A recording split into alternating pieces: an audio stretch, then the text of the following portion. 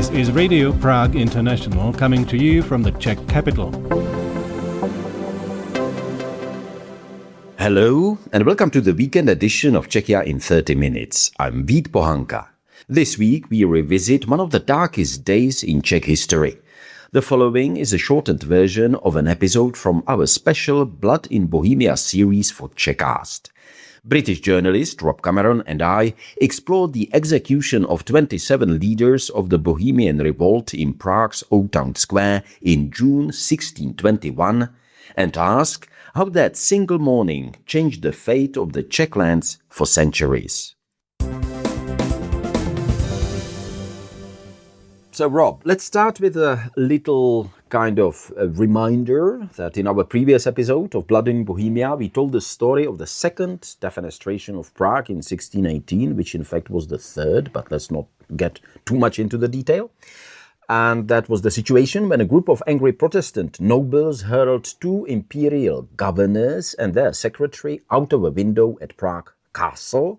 But remarkably, all three survived. They did indeed, but the event itself triggered a rebellion that would change the course of Czech history. The Bohemian Protestant estates rose up against their Habsburg king, elected a new monarch, and for a brief moment seemed to have seized control of their own destiny. But then, of course, came defeat. And that was in November 1620 when the rebel army was crushed at the famous Battle of White Mountain, Rob, just outside Prague.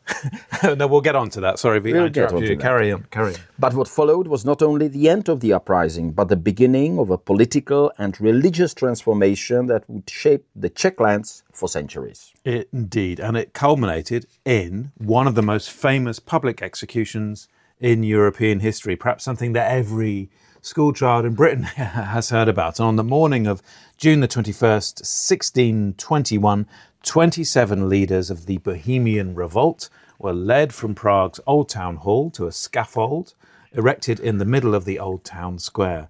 Some of them were noblemen, others were knights, scholars, burghers, and together they were to pay the price for this rebellion against the Habsburg emperor. And one of the most vivid descriptions of that morning comes from Pavel Skala ze Zhoře. That was a Bohemian writer, a chronicler, who lived through the events of the 30 Years' War and devoted thousands of pages to recording them. And this is how he described the scene in Prague as the executions were about to begin.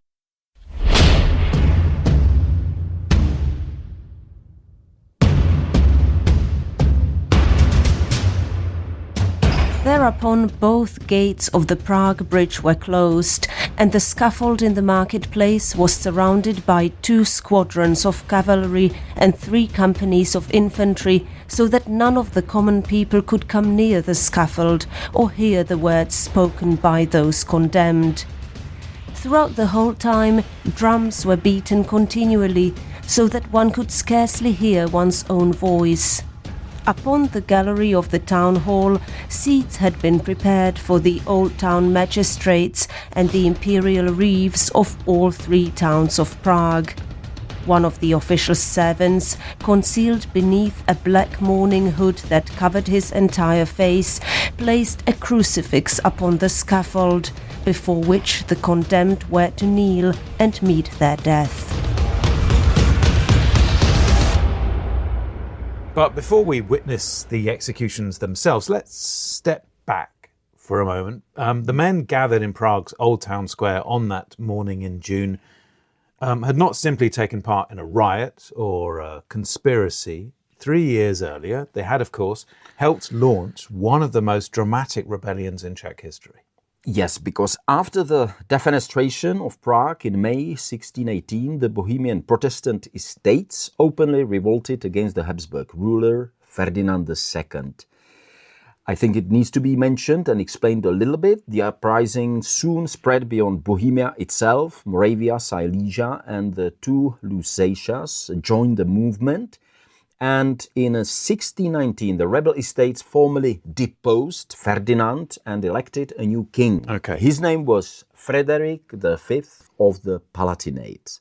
And for British listeners, Rob, I think another name may sound more familiar, because Frederick's wife was Elizabeth Stuart, daughter of King James I of England and Scotland, and sister of the future King Charles I.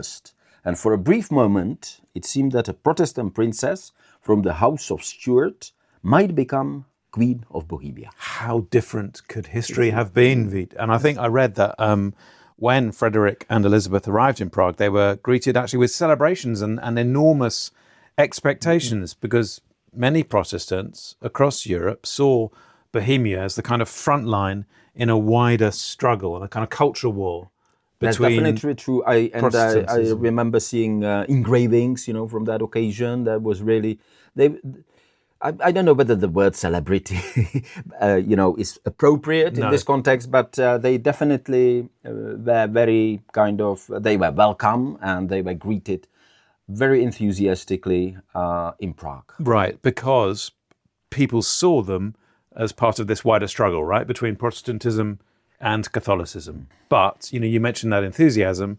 Obviously, it was much more difficult to turn that enthusiasm into real military and political success, as the decades and centuries that followed proved. Absolutely. But it must be said that the estates really tried hard. They managed to build an alliance, at least across the lands of the Bohemian crown, which are, of course, Moravia also, and as I mentioned, Silesia, two Lusatias. What are the two Lusatias? Let's remind listeners, because I don't know. Well, geographically, they are in what is now partly Poland and what used to be East Germany. And they were the upper Lusatia and lower Lusatia. And Czechs call them what? Horní Lužice a Dolní Lužice. Lužice, okay. Lužice, very that's good. it. Right, yeah. that's cleared up. So they did build this kind of alliance, even though they struggled to maintain unity, and especially, this may sound a surprise, they had a problem raising enough money and secure the strong foreign support they had hoped for from other Protestant powers. So there was enthusiasm in the streets, but it wasn't. They tried, but they didn't manage, to put it together, I would say, with the same success as seemed on the surface. Meanwhile, of course, Ferdinand II was gathering powerful allies of his own among the Catholic kind of leaders of Europe. He secured the backing of the Catholic League and of Maximilian of Bavaria, giving the Habsburg cause resources the rebels just couldn't match. Do we know where Ferdinand II was at this point? I think he was in Vienna. He'd been deposed. He'd been deposed, but he unlike Rudolf II, he kept the court in Vienna. Okay. So, he was probably traveling a lot, but his base was definitely in Vienna. All right, okay. But then what we do know is that on November the 8th, 1620, everything changed. And now we get to the Battle of White Mountain, just outside Prague, Rob. And I think you are kind of shaking your head a little bit now. Well, all I would say is that, I do remember deep back in the mists of time at school learning about the Battle of White Mountain. And the humble schoolchild does imagine, if you call a battle the Battle of White Mountain, you imagine something out of the Lord of the Rings, a huge mountain in the distance and kings and armies fighting over it. And so it is with some disappointment, Vít, when you first visit Prague and get on the number 22 and take the tram all the way to the end and get off and go to Bílá hora or White Mountain to realise that it is not a mountain. It is not a mountain at all. As you said, I think it is not even a hillock. No, it's just, I really find it difficult to call it anything. But don't you Czechs find that funny, to call this a white mountain? I suppose we got used to it so much. It's so much in the kind of general consciousness that we don't, think about it. But let me mention one more thing, a slight diversion. I recently saw the epic film about Napoleon. Epic movie, great movie. And it showed the Battle of Austerlitz. And from the look of the film, you would think that it was somewhere in the Alps, nearly, or right. At least, the wooded area. So if you are under the impression that the Battle of Austerlitz happened in such a terrain, and then you come to the real Austerlitz... It's still vaguely impressive, especially when you see these battle reenactments but it's at Austerlitz. yeah, that's true. But I mean, it's nothing compared to a slight mound in the ground near a tram stop, is it? That's right. So, anyway, back to the Battle of White Mountain. It's often described... White Hillock, maybe we should call it. White Hillock.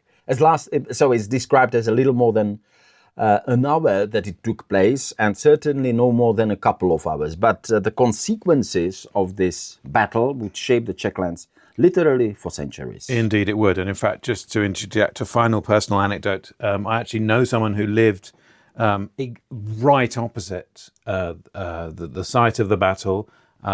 He's actually a Czech ambassador now. I won't mention which country, but when he first took me there, he said, this is where it all ended for us, Rob. Basically, this is where the fate of the Czech nation was changed irrevocably. So as we've said today, White Mountain, Bílá hora, it's a peaceful place.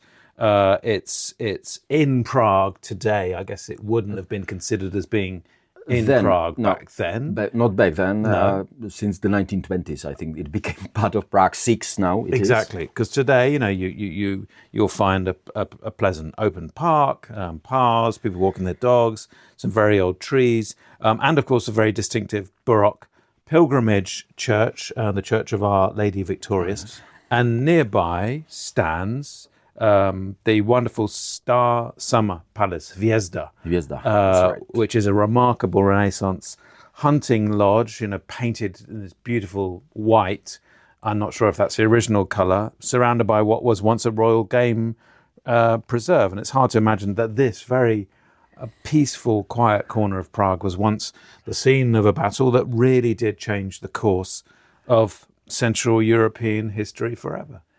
So, the rebel army occupied the high ground, but its position was weaker than it appeared. Many soldiers had not been paid for months because of the troubles that we just mentioned a few minutes ago. Mm-hmm. Morale was poor, and some units were already considering retreat. The Imperial and Catholic League forces, on the other hand, were commanded by experienced generals, and they launched an attack against the rebel positions in the late morning. So the fighting itself was surprisingly brief, although the battle has become one of the most famous events in Czech history. It really lasted just probably a little more than 1 hour. The decisive moment came when Imperial troops broke through the rebel left flank, resistance quickly collapsed, and large parts of the Estates army fled the battlefield. And, not to labour this point too much, Vít, but I mean... what is there today to remind visitors and tourists of what happened there? Presumably not much. Not much. There's a little kind of monument. That's right. It's a mound of stones or something, isn't it? Yeah, in the middle. Yeah. And, when you think about it, why should we celebrate a great defeat? A great defeat, yeah. It's, as you mentioned, pleasant park on the western edge of Prague, I would say. It's definitely popular with walkers, runners and families. We mentioned the Letohrádek Hvězda. It's actually a place, I think, cricket is played there. It is, absolutely, yes, yeah. It is. Yeah, it's where the British and Indian and Pakistani and residents Australian residents of Prague go to play cricket in the yeah. summer. Absolutely, yeah. So, the battlefield has largely disappeared, I would say. We can say that the fields where the armies fought have long since been absorbed into the expanding city. But again, if you walk through the park, you are still standing on the ground where the fate of the Bohemian Revolt was decided on that fateful date, the 8th of November, 1620. And there is, still magic in that. Yeah. To be able to walk these fields where these incredibly consequential battles and struggles and conflicts took place is a fantastic thing, and one of the best things about living in this city.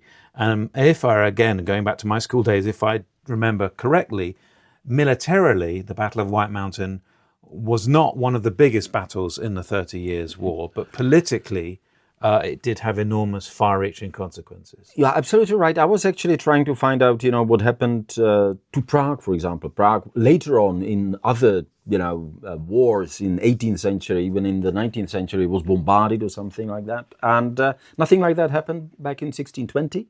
But politically, it was a complete collapse. Within days, Prague surrendered completely. The Bohemian Revolt was over. The Winter King and Queen fled into exile together with many leaders of the revolt. Others, however, Rob, stayed behind. Some hoped for mercy, but instead dozens were arrested and charged with treason. Among them was one of the most prominent noblemen in the kingdom, Count Joachim Ondřej Schlick. He was extremely rich. Yes, was indeed. And so he was very rich. He was a member of Bohemia's wealthiest and most influential Protestant families, and he'd played a leading role in the uprising, Count Schlick, and he'd served in the rebel government and became one of the most visible representatives of the estate's cause. And so obviously, to the victorious Habsburgs, he was, in a sense, the embodiment of this rebellion. He was its leader, he was its head, and so coming forward to the morning of June the 21st, 1621, he became the first man who was led from Prague's old town hall onto the scaffold. And once again, we turn to the chronicler Pavel Skála ze Zhoře.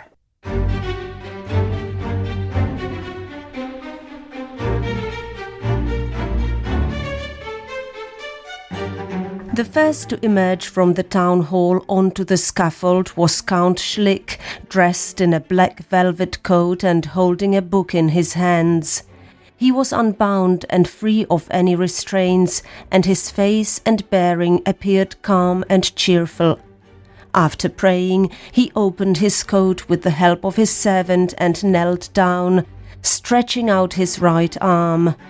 His servant then placed the right hand upon the block, so that the executioner might sever it, according to the sentence, after he was dead.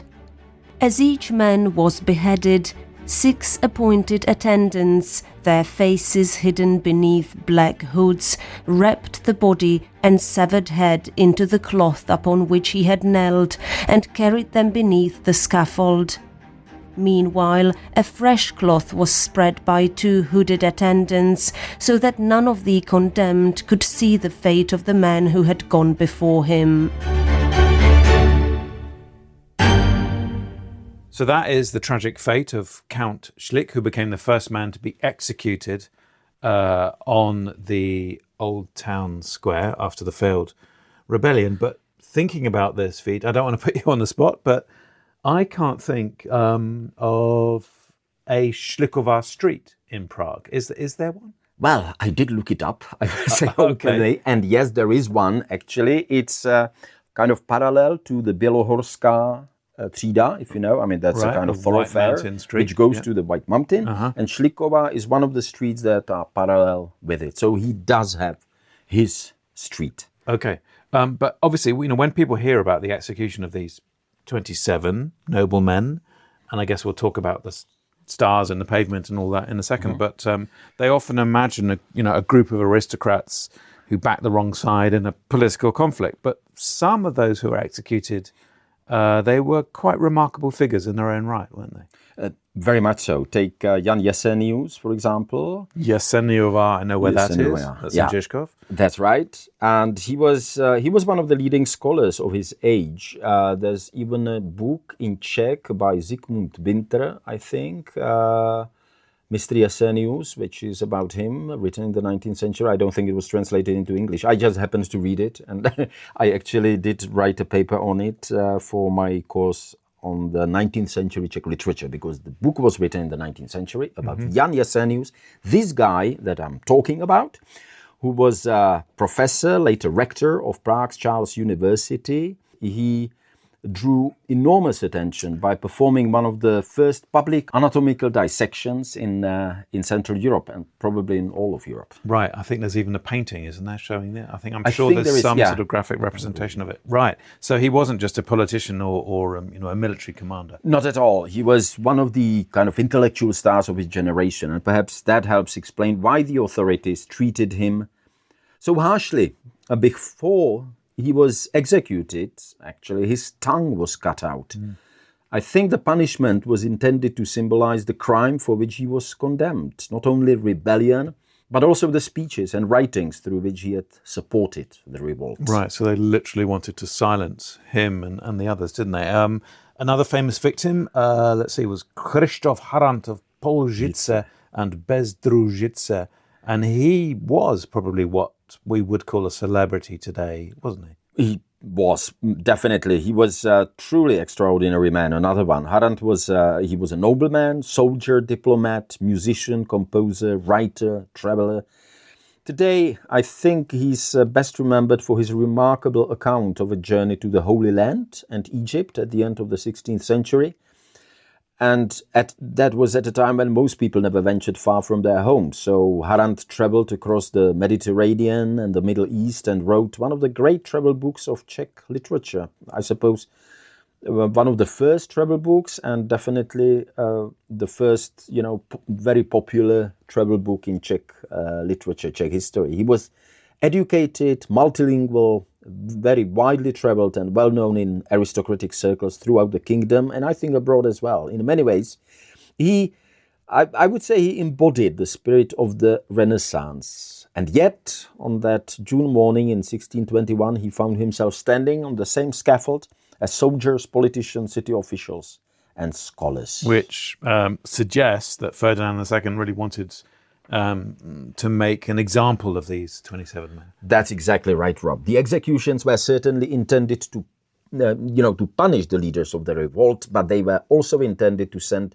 a very clear, crystal clear message to the Czech lands and to the rest of Europe. And that message was that rebellion against the Habsburg ruler would not be tolerated, and that the king was prepared to use the harshest measures available to restore his authority. And there is an interesting detail that supports that interpretation. Although the revolt had involved not only Bohemia, but also Moravia, Silesia, and the two Lusatias, no comparable mass execution of political leaders or even their imprisonment ever took place in those lands. It was definitely just Bohemia. Right. It was just Bohemia, and Prague was sort of chosen as a stage, perhaps even a literal stage for these executions, because the engravings and things that paintings and so on of the time show people on these scaffolds being executed, raised above a crowd as well. It was a spectacle, wasn't it? It was a spectacle in many, many different ways, I think. The leaders of the Bohemian Revolt were publicly not only executed, but they were also publicly tried. They were publicly sentenced, publicly executed in the very heart of the kingdom, in front of the old town hall, as you mentioned, and with sight of the institutions that had once represented the political power of the estates. I think it's quite clear that it was very carefully choreographed, and it was a demonstration of victory and ruthless victory. So, I think we can say that it was one very decisive blow intended to show that the rebellion was over, that the old order had been defeated, and that Ferdinand II had no intention of making further concessions. Whether one sees it as justice, vengeance, or political theatre, it was probably all three in part. Combined. The message was unmistakable. The age of compromise ended. Right. Indeed. And so we've heard about Count Schlick, who was the first to be executed, the first man to mount the scaffold. We've heard about Jan Jesenius, and indeed of Krzysztof Harant of Poljice and Bezdružice. That's three, and there were 24 more men who were executed. They're all men, I presume. All men, yeah. Are there any more who were executed and deserve at least a brief mention? Definitely one remarkable figure among the condemned, and that was Kaspar Kaplíř of Sulevice. great name. Why was he remarkable?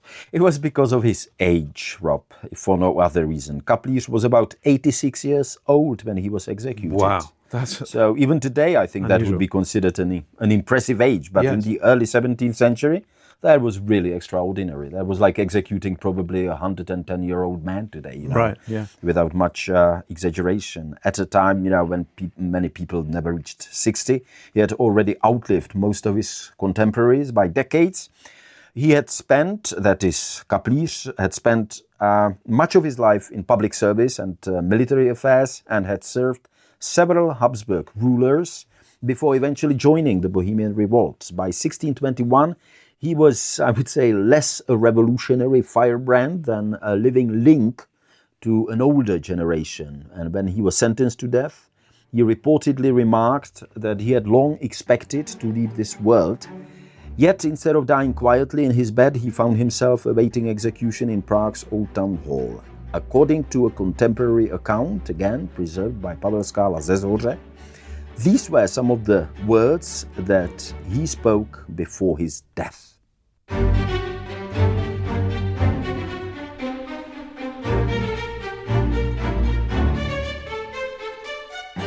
Behold me, a wretched old man. Long have I prayed to my dear Lord God that he might be merciful unto me and release me from this world, yet it was not so. For God willed that in my old age I should become a spectacle before the world, yet a glory unto him, and that in defence of his glory and his truth I should undergo this death, which, I trust in his divine mercy, shall be precious in his sight. And though it may be shameful and disgraceful before men, before God it shall be glorious. That's really quite moving, isn't it? I mean, certainly I've never heard about that. I've never heard that this elderly man was one of the 27 who were executed on the Old Town Square. So they're really remarkable words for a man facing a horrible death, a public execution. They are, and whatever we may think today about the revolt itself, because it was obviously a failure in the end, many contemporary accounts describe the condemned men as meeting death with striking calm and dignity. That impression was shared by Pavel Skála ze Zhoře, whom we quote today, although he lived through an age of, that was marked by rebellion, war, political violence. He regarded the events of the 21st of June 1621 as something extraordinary. After describing the executions, he kind of summed up the day in these words.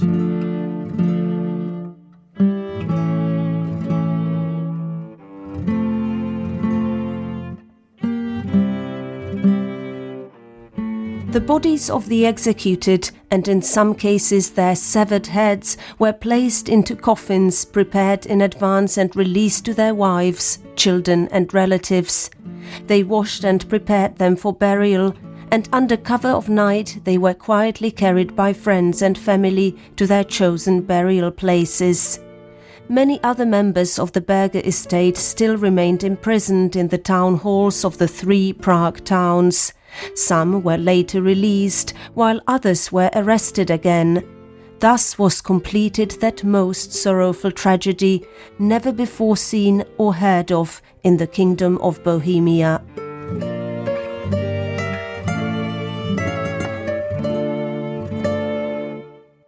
You've been listening to Czechvhia in 30 minutes. If you'd like to hear the full episode and explore more dramatic moments that shaped Czech history, you'll find the complete Blood in Bohemia series wherever you get your podcasts and at Radio Prague International.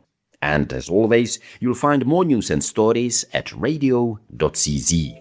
I'm Vít Bohanka, thank you for listening, and as we say in Czech, naslyšenou.